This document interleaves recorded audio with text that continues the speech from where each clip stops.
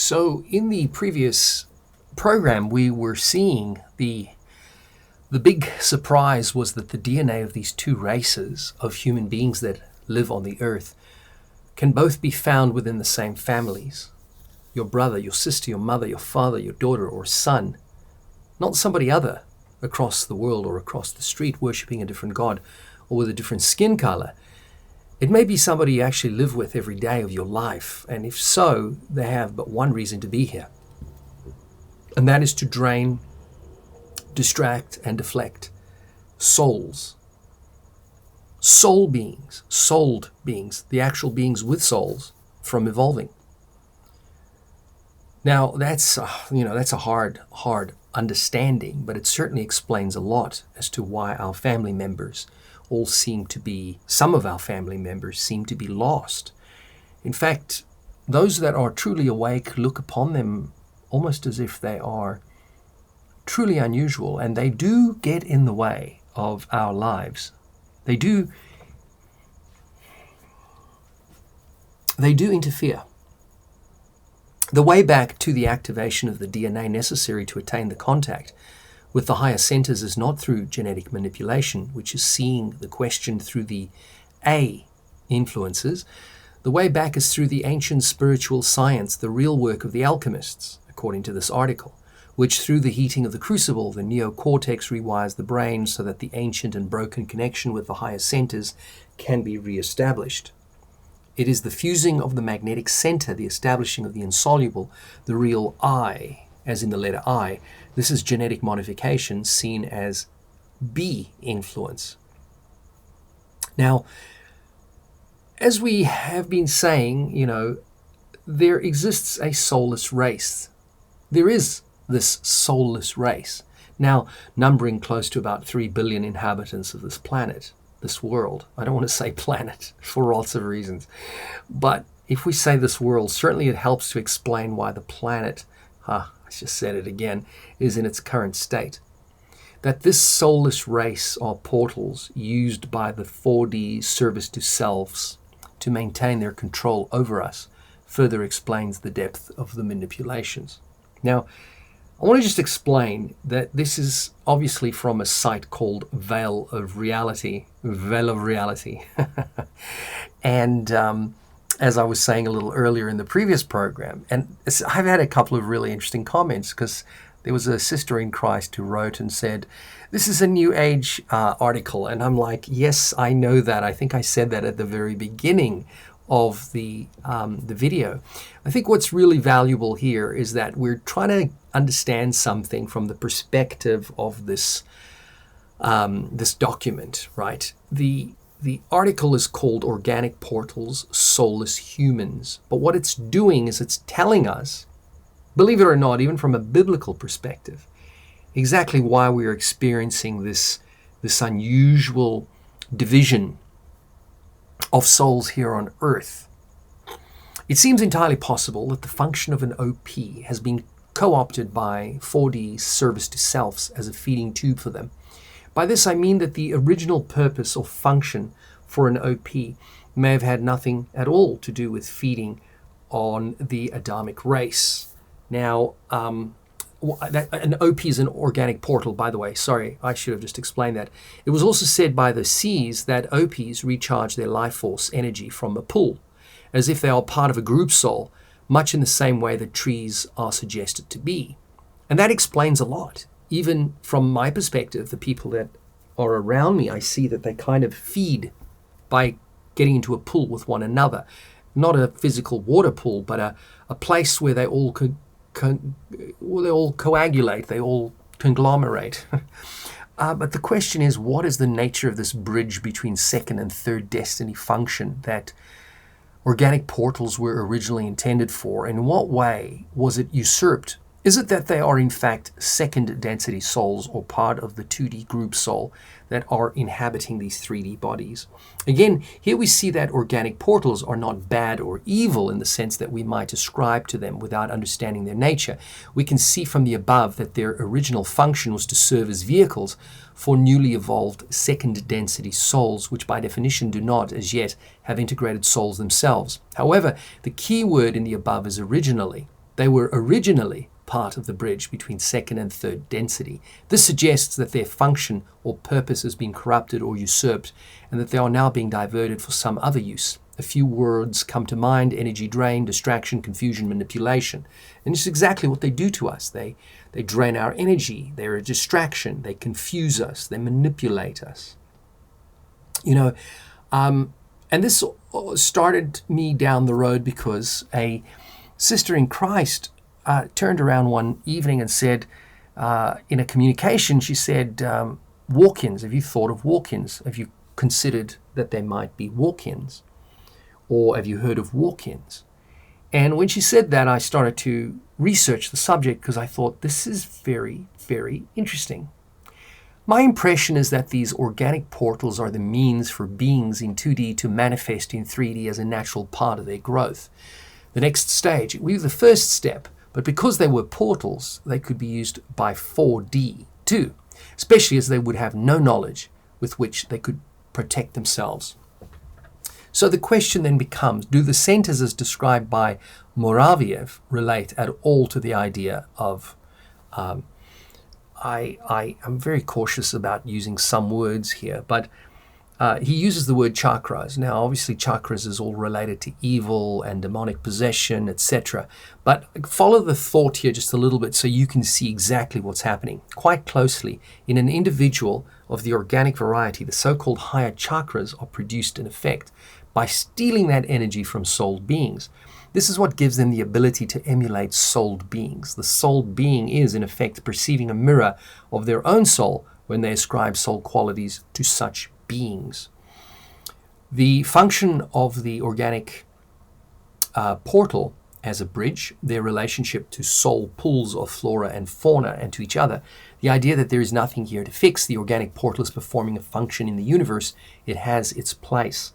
But the discussion was leaving out one very important function of the organic portal, which is mentioned that they, for instance, co-opt with one another as a means of assisting each other in the process of draining the energy of those around them. Very much like the Matrix, for those who have chosen to work their way out of the Matrix.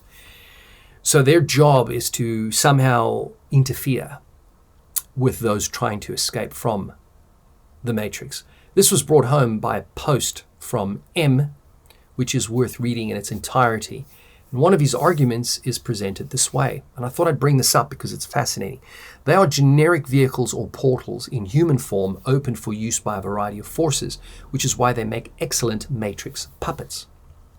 It just so happens that they're being used now by 4D STS, service to self, to control 3D service to self and 4D service to others, candidates, through clapper and vampire functions, keeping us locked into a behavioral pattern matching the orchestrated norm and being physically close to us to sap our energies and keep us from having enough escape velocity to remove ourselves from the matrix control system's tug via development of our magnetic centers.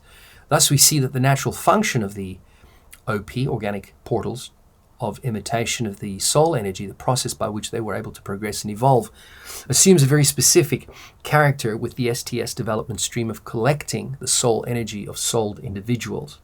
This is clear when we look at the following. Organic portals collect soul energy from souled individuals, that's us.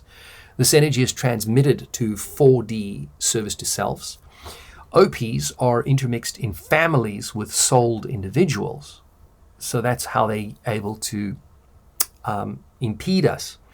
When a souled individual makes the commitment to the work, he or she needs to learn to conserve the soul energy, for without it, the work cannot be done. When one makes a commitment to the work, one comes under attack. This attack comes from those closest to you, family and friends, as we can all see.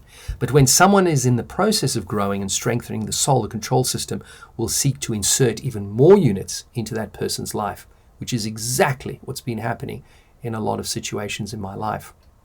So in many ways, the actual work of learning to discern influences involves learning to discern the true nature of your relationships with the people around us, these organic portals. Esoteric evolution starts when man, by his conscious efforts, proves capable of breaking the circle and transforming it into an ascending spiral. Now that comes from Gnosis, Book 1, page 234. How an organic portal views the organic world. Perhaps we are getting close to the answer, for the truth would seem to be that there is not and never has been a homogeneous we, the human race on the planet, on Earth.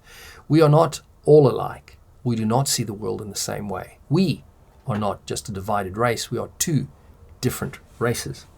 The organic portal in this role of scientists is bound to come to a materialistic explanation for the workings of the universe, because that is all they know and that they're able to see. We find there that many OP concepts have been utilized to co-opt spiritual truth. We find many OPs imitating soul beings in their spiritual searching. The same is true for the spiritual and esoteric world.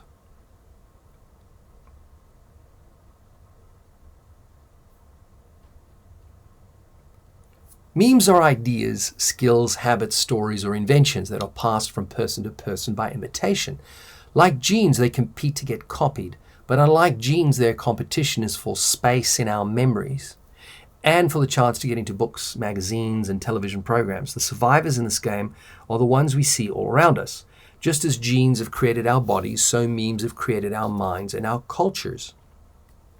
I don't like quoting this guy, but I'm going to anyway. Dan Bennett said this about memes and viruses. Dawkins points out, I'm talking about Dawkins here, not Dan Bennett. Dawkins points out that we can think of cultural items, memes, as parasites too. Actually, they are more like a simple virus than a worm. Memes are supposed to be analogous to genes, the replicating entities of the cultural media, but they also have vehicles or phenotypes. They are like not so naked genes. They are like viruses. As with viruses, there is a phenotype-genotype distinction, but just barely. Basically, a virus is just a string of DNA or RNA with attitude. And similarly, a meme is an information packet, the information, not the vehicle, with attitude, with some phenotype clothing that has differential effects in the world that thereby influence its chances of getting replicated. Dennett is giving a very accurate description of the way the mind works in an organic portal. When we ask someone who lives under this constant pressure of contemporary life to turn his mental vision towards himself, he generally answers that he has not had enough time left to undertake such practices. If he acquiesces, he will in most cases say that he sees nothing, fog, obscurity. In less common cases, the observer reports that he perceives something which he cannot define because it changes all the time.